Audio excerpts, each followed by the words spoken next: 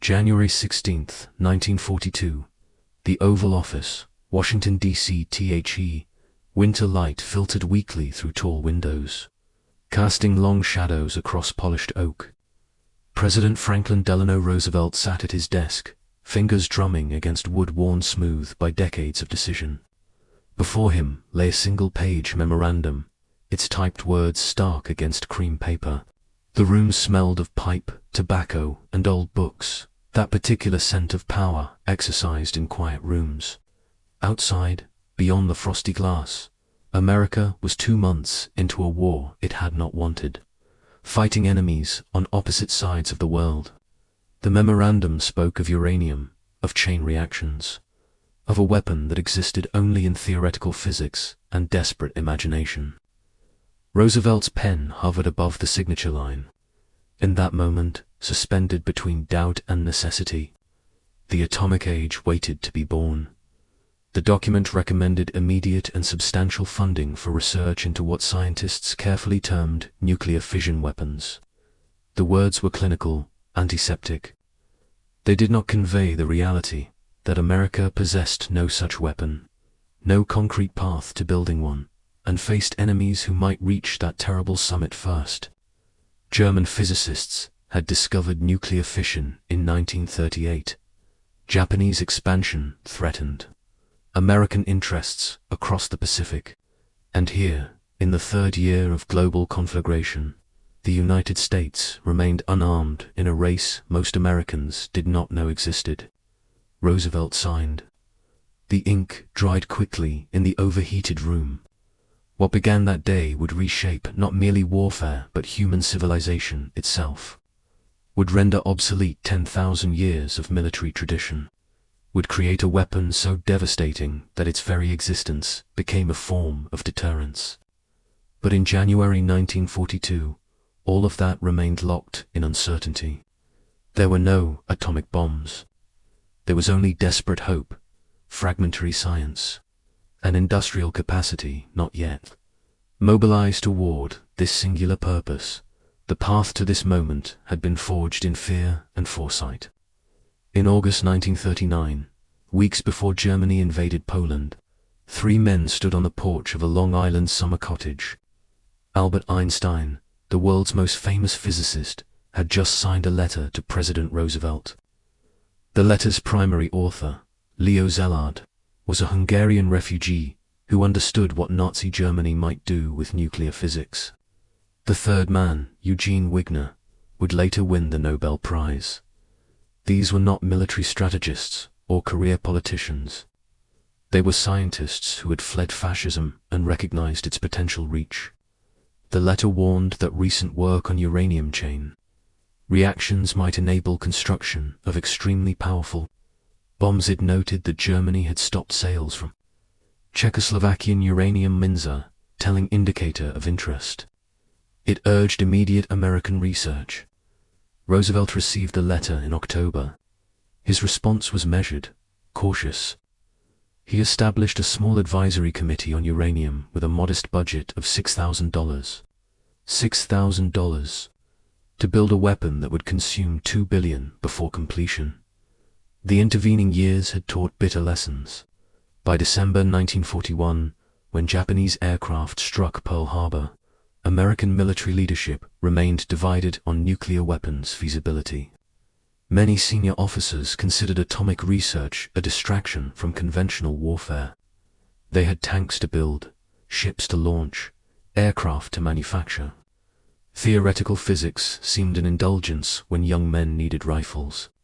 But a handful of scientists and administrators understood what conventional wisdom missed, that this war, unlike all previous conflicts, might be won or lost in laboratories rather than battlefields.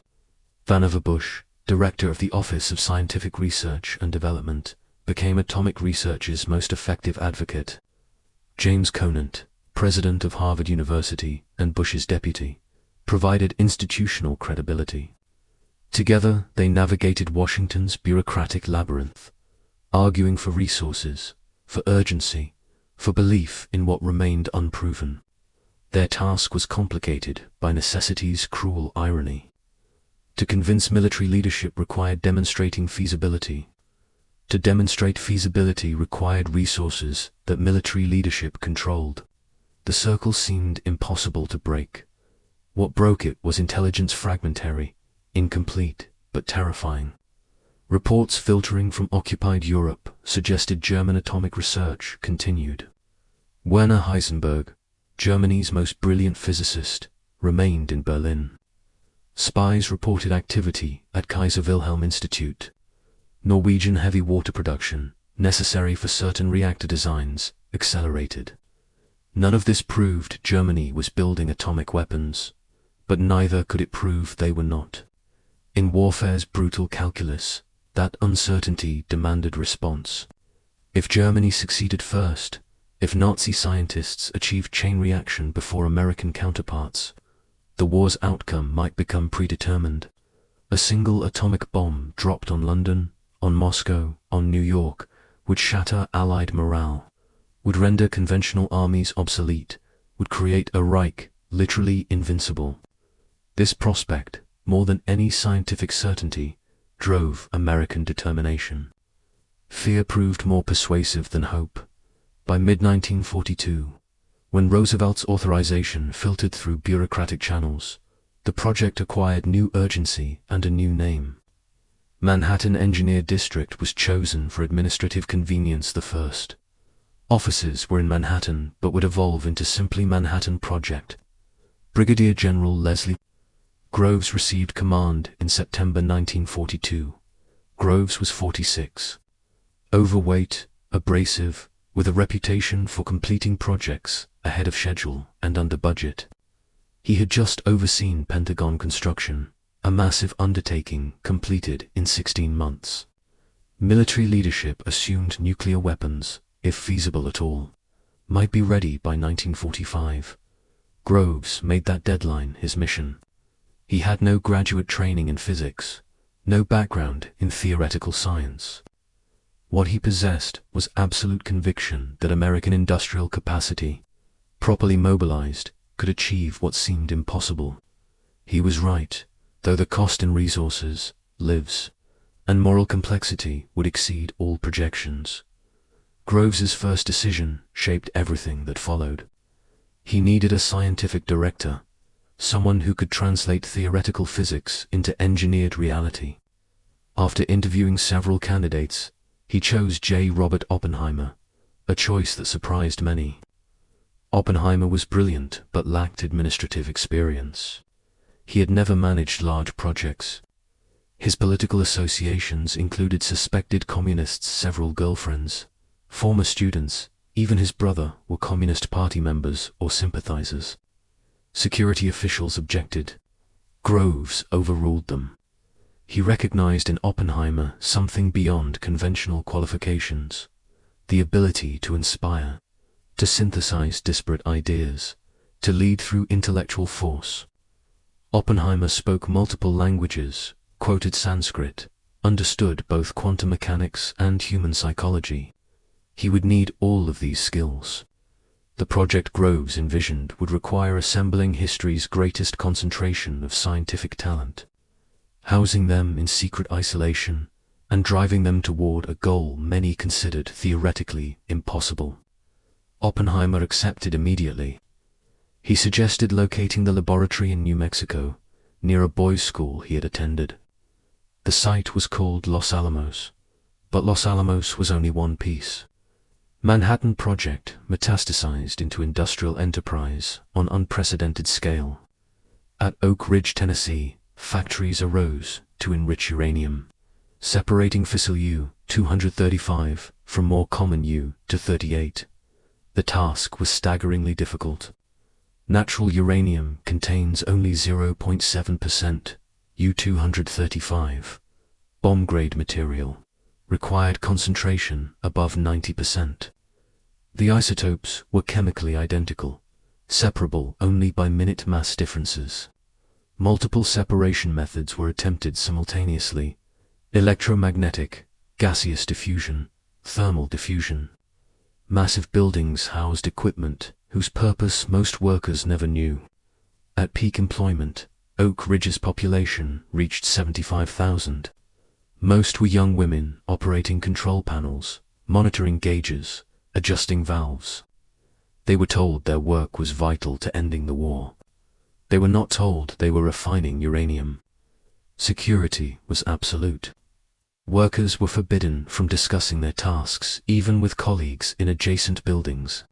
Those who asked questions received polite warnings. Those who persisted disappeared into reassignment simultaneously. At Hanford, Washington, another city emerged from desert scrubland. Hanford's purpose was plutonium production. Plutonium barely existed in nature, but could be created in nuclear reactors through uranium bombardment. Scientists believed plutonium was more suitable than U-235 for certain bomb designs. Hanford reactors would be history's first industrial-scale nuclear facilities.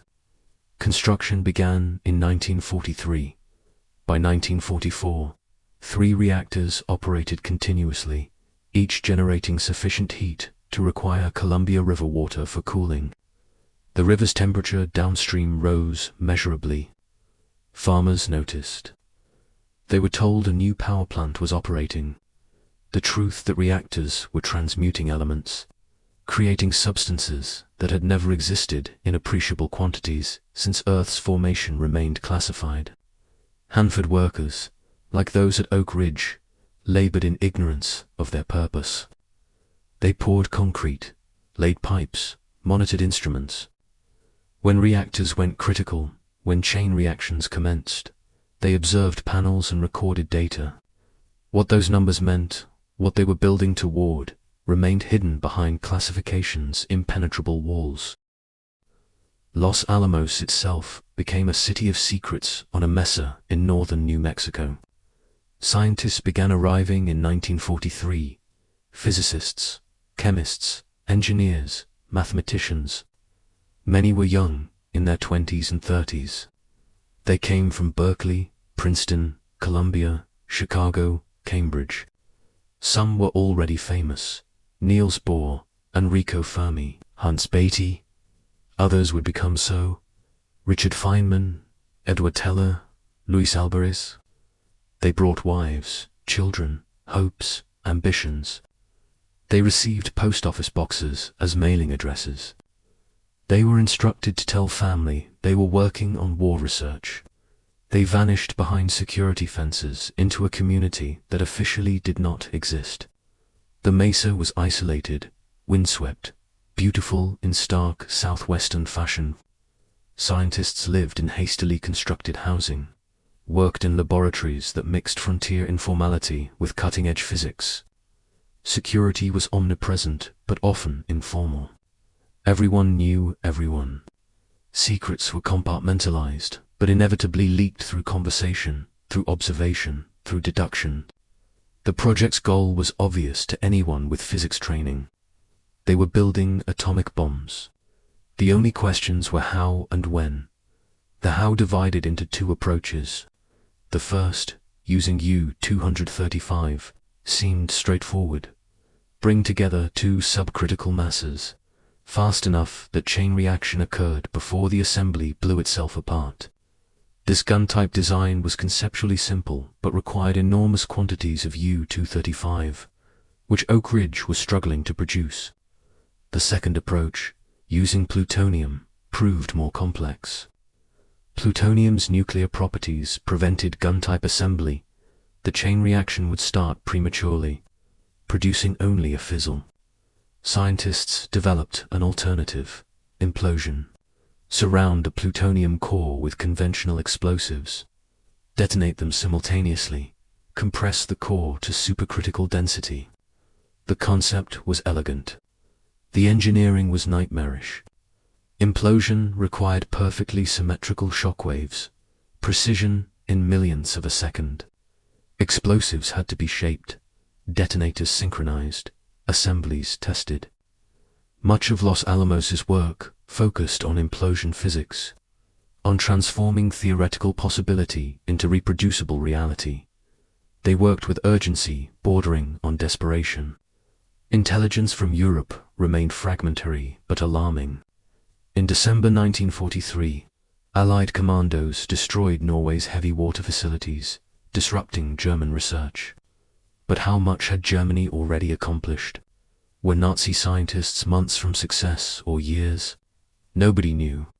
The uncertainty drove 14-hour days, 7-day weeks, exhaustive iterations of calculation and test.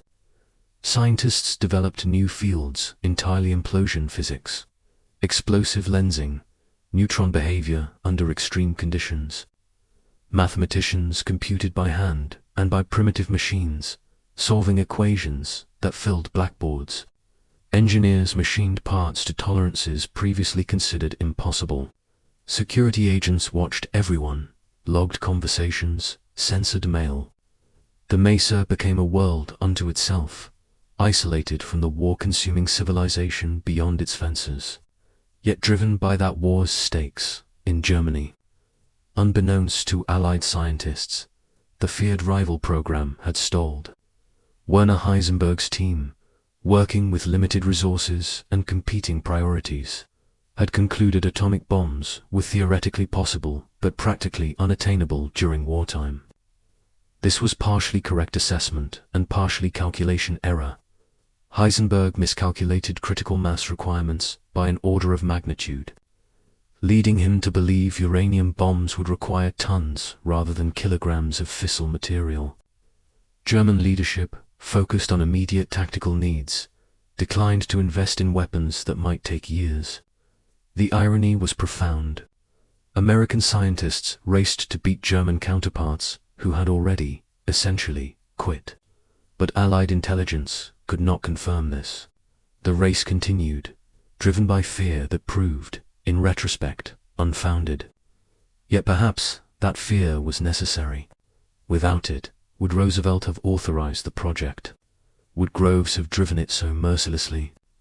Would scientists have accepted Los Alamos's isolation and urgency? Fear of Nazi atomic weapons created the very weapons fear warned against. By early 1945, pieces were converging. Oak Ridge had enriched sufficient U-235 for one gun-type bomb. Hanford produced plutonium in gram quantities, then kilograms. Los Alamos refined implosion designs through countless tests using conventional explosives and natural uranium surrogates. Scientists grew confident. The gun-type uranium bomb was simple enough that testing seemed unnecessary. They would use their single U-235 core in combat, trusting theory and calculation. But plutonium implosion required demonstration. Too much was uncertain, too many variables existed. They would test before committing the design to warfare. Groves selected a site in New Mexico, Is Jornada del Muerto Desert Journey of Death, a name whose appropriateness was lost on nobody. The test received a code name, Trinity. Preparation consumed the spring of 1945. A steel tower rose 100 feet above desert floor. It would support the device, elevate it for optimal effect. Scientists and engineers assembled the plutonium core, the explosive lenses, the detonators, the instrumentation. Everything was checked, rechecked, verified against calculations. Groves worried about failure, not catastrophic detonation, which would kill observers, but fizzle, which would waste irreplaceable plutonium and devastate morale. Oppenheimer worried about everything. He chain-smoked, lost weight, existed on coffee and nervous energy. Some scientists placed bets on yield, creating a macabre lottery. Edward Teller wondered if the explosion might ignite Earth's atmosphere, creating a chain reaction that consumed the planet. Calculations suggested this was impossible, but Teller's question haunted several sleepless nights. What if they were wrong? What if the first atomic test was also humanity's last act? July 16, 1945. The test was scheduled for 4 a.m., but thunderstorms rolled across the desert. Lightning illuminated the tower, the device waiting atop it, like a malformed egg. Rain fell in wind-driven sheets. Groves demanded to proceed on schedule. Meteorologists advised delay. Oppenheimer paced, silent, smoking. The decision was Groves's, but the responsibility was collective. They had spent 3 years and $2 billion to reach this moment. Thousands of people's work, hundreds of decisions, decades of physics all converged on this night, this tower, this device. At 5:10 a.m., weather cleared sufficiently. The countdown began. Scientists retreated to bunkers 6 miles distant. They were given welding goggles for eye protection. Some lay face down, backs to the tower. Others watched through dark glass. Oppenheimer stood rigid, hand gripping a post. In the final seconds, silence was absolute except for countdown's measured cadence. 10, 9, 8.0 came as light. Not explosion, not sound light. Pure, white, expanding faster than comprehension. It filled the desert, erased the night, created noon in darkness. Observers were shocked into silence. The light lasted 2 seconds, long enough to read newspaper print from miles away, long enough to burn its image into retinas. Then color emerged: orange, purple, violeters. The fireball rose as air rushed into the vacuum. The shockwave arrived as physical blow, sound compressing air into palpable force. Then the roar, sustained, deafening, the sound of atoms torn apart and reassembled. A column of fire and dust rose into the sky, mushrooming at height, creating the shape that would become atomic weapons' signature. The cloud rose 40,000 feet, glowing from within, streaked with lightning generated by static discharge. It hung in dawn's first light, like a monument to physics made manifest. Oppenheimer's mind went to Hindu scripture, to Bhagavad Gita, words he had translated years before. Now I am become death, destroyer of worlds. He spoke the phrase to himself, or perhaps aloud. Accounts differ. It captured something of the moment's enormity, its implications beyond mere warfare. They had not just created a weapon, they had access to energy scales previously restricted to stellar interiors, had demonstrated that matter itself was negotiable, that E could equal mc squared, not just theoretically, but explosively. Kenneth Bainbridge, Trinity's director, turned to Oppenheimer and said simply, "Now we are all sons of bitches." The vulgarity expressed what elevated language could not: moral vertigo at having crossed a threshold from which return was impossible. Physics was eternal, but innocence was not. They had burned it away in 2 seconds of desert light. The yield was approximately 22 kilotons, equivalent to 22,000 tons of TNT. The tower vaporized completely. Sand beneath ground zero fused into radioactive glass, green from copper impurities. All life within 1 mile died instantly: insects, reptiles, desert plants. Fallout drifted downwind, depositing radioactive particles across New Mexico. Local residents later reported sick cattle, mysterious illnesses, birth defects. The government said nothing. Security extended beyond classification to outright denial. When a Georgia newspaper reported a mysterious explosion in New Mexico, military officials claimed an ammunition depot had accidentally detonated. The story, absurd on examination, was accepted. Americans were accustomed to wartime secrecy. The truth that humanity had split the atom, had created artificial sun in New Mexico desert remained hidden. 3 weeks later, 2 atomic bombs existed. One used uranium-235, the gun-type design nicknamed Little Boy. The other used plutonium, the implosion design called Fat Man. Both were loaded onto USS Indianapolis and shipped to Tinian Island in the Pacific, the B-29 bomber base closest to Japan. Little Boy weighed 9,700 pounds, was 10 feet long, looked like overgrown artillery shell. Fat Man was rounder, 11 feet long, 10,000 pounds, resembled the professor for whom it was nicknamed. Crews painted graffiti on their casings messages, to Japanese signatures, crude drawings. The juxtaposition was striking. weapons representing physics' highest achievement decorated like fraternity house walls. But such was warfare's psychology. The need to domesticate horror through familiarity.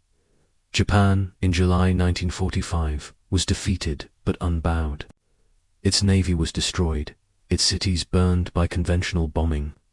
Its military leadership split between those who advocated surrender and those who demanded fighting to national extinction. Emperor Hirohito remained silent, bound by protocol and indecision. American military planners projected invasion casualties in hundreds of thousands, perhaps millions. Japanese civilians were being trained with bamboo spears to resist landing forces.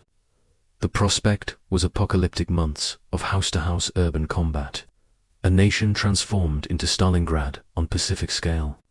Some historians later argued Japan was ready to surrender, that atomic weapons were unnecessary.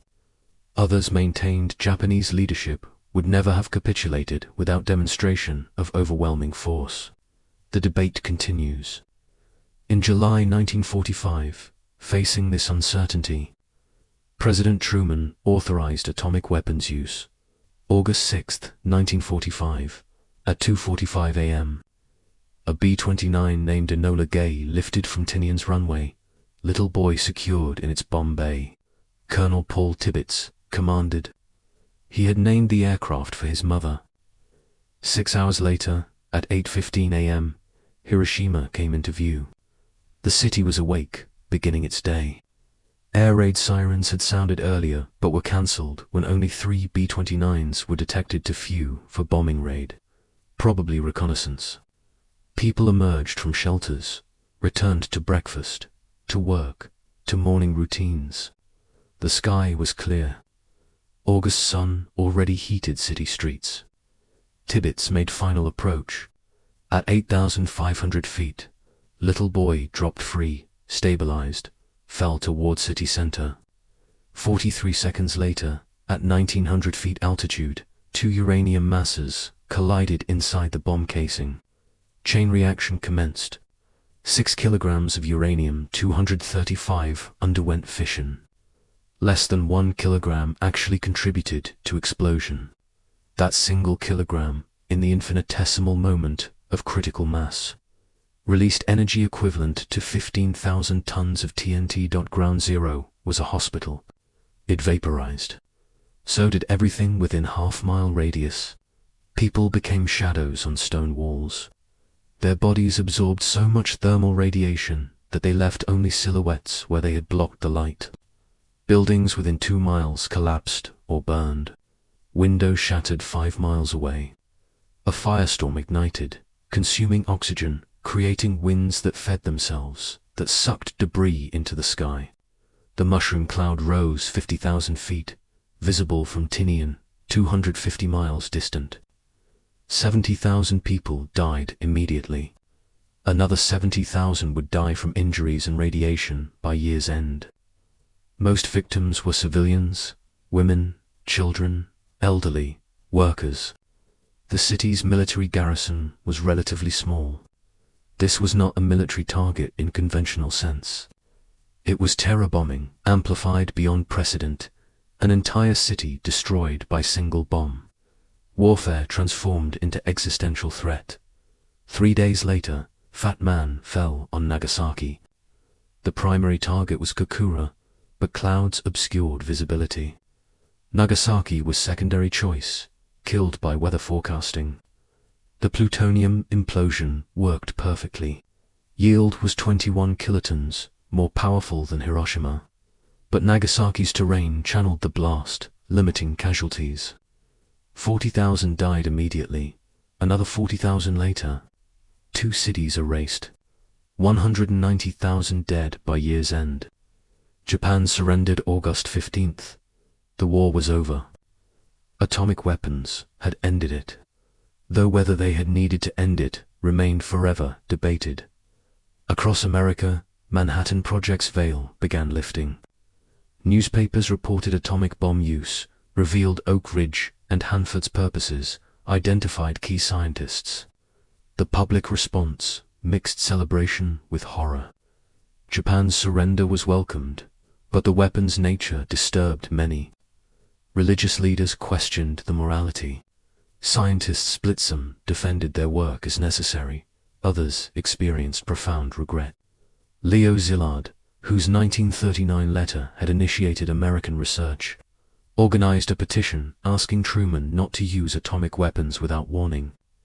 The petition never reached Truman, was buried in military bureaucracy. After Hiroshima, Szilard devoted his life to arms control. Einstein later said his 1939 letter was his greatest mistake, though he acknowledged Nazi Germany's threat.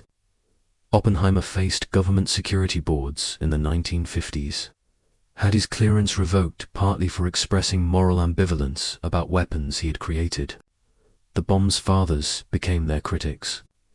Cassandra's warning against the very forces they had unleashed. What did it mean that America had no atomic weapons in 1942, yet possessed 2 functioning bombs by 1945? It meant that industrial capacity, mobilized by necessity and guided by scientific brilliance, could achieve what seemed impossible. It meant that warfare had entered a new phase where destruction outpaced comprehension. It meant that the next war, if it came, might extinguish civilization rather than merely reshaping it. Manhattan Project demonstrated American strength, ability to marshal resources, to keep secrets, to solve unprecedented problems through sheer determined effort. But it also demonstrated something darker, that given sufficient motivation, humans would build anything, would cross any threshold, would make real the nightmares that had existed only in theory. The bombs themselves became symbols, not just of American power, but of modernity's double edge.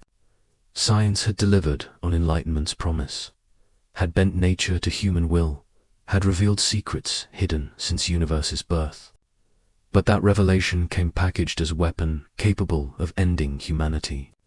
The atomic bomb was simultaneously pinnacle of achievement and harbinger of extinction. It represented knowledge divorced from wisdom, capability unchecked by restraint. In 4 years, from Roosevelt's signature to Nagasaki's destruction, America had traversed a distance that changed what it meant to be human, what war meant, what security meant. There were no victors in atomic age, only survivors waiting for the next detonation. Los Alamos remained operational, designing new weapons, improving existing designs. Oak Ridge and Hanford continued production. By 1950, America possessed hundreds of atomic weapons. By 1960, thousands. The Soviet Union successfully tested its first atomic bomb in 1949. Decades before American intelligence predicted, the nuclear arms race commenced immediately, driven by same fear that had driven Manhattan Project Nod. Fear of extinction, but fear of enemy success. Each side built weapons to deter the other, yet in building them made deterrence necessary. The logic was circular, inescapable. Nuclear weapons existed. They could not be uninvented. Therefore, they must be possessed, improved, multiplied. Mad Mutual Assured Destruction became strategic doctrine, an acronym whose meaning was unintentionally appropriate. In New Mexico, Trinity Site remained restricted, contaminated by residual radiation. The green glass created by bomb's heat, called trinitite, was initially taken as souvenirs, but later recognized as radioactive hazard. The crater gradually filled with wind-blown sand. Twice annually, the site opens to public visitation. People stand where Oppenheimer stood, look at the depression where Tower once rose, try to imagine the moment when dawn came early, when desert became briefly brighter than 10 suns. It is a pilgrimage of sorts, to ground zero of atomic age, to the point where theoretical physics became terrible reality. What would those scientists in 1942 have thought if they had known the outcome? If they had seen Hiroshima's shadows on stone, if they had counted the dead, if they had projected forward to Cold War's nuclear standoff, would they have proceeded? The question is unanswerable. They worked in their present, responding to their fears, using tools and knowledge available to them. Moral clarity is a luxury of retrospect. In 1942, with Germany ascendant and Japan conquering Asia, with American territory attacked and allies desperate, the choice to pursue atomic weapons seemed obvious.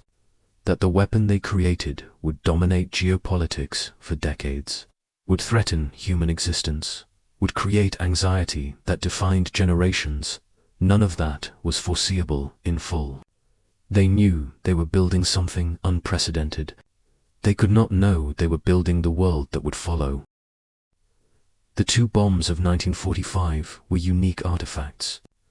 Little Boy was the only uranium gun-type weapon ever used in warfare.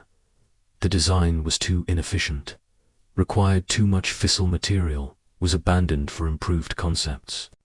Fat Man represented implosion design's success, the template for most subsequent nuclear weapons. Both exist now only in photographs and descriptions, their components decayed or dispersed, their casings studied in museums. But their legacy persists in every nuclear weapon built since, in the thousands of warheads that still exist in arsenals worldwide, in the treaties and controls and anxieties that define nuclear age. 2 bombs, built in 3 years, by a nation that had none when it began. This was Manhattan Project's achievement and curse. On clear nights in New Mexico, when wind sweeps across the desert and stars crowd the sky, Trinity Site lies silent under celestial light. No marker indicates what happened there. No monument commemorates the moment. The land looks as it did before, as it did when Oppenheimer watched light fill the horizon, as it did when soldiers stood in awe and fear. But the earth remembers. In its atoms, in the isotopes buried in soil, in the rearranged structure of matter itself. The desert holds evidence of that July morning. It is a grave of sorts. Though what died there was not life but innocence, the belief that some knowledge could remain theoretical, that some thresholds would not be crossed, that humanity would choose restraint over capability. Trinity proved otherwise. Given means and motive, humans will build anything. They will split atoms, will harness stars' energy, will create weapons that threaten their own extinction. This is not noble or ignoble. It is simply what intelligence does when pressed by fear and gifted with knowledge. It builds, it tests, it uses, and then, if fortunate, it survives long enough to regret, to control, to choose more wisely the next time. The desert offers no judgment. It simply witnesses, and waits, and holds in its transformed atoms the memory of light that should not have been.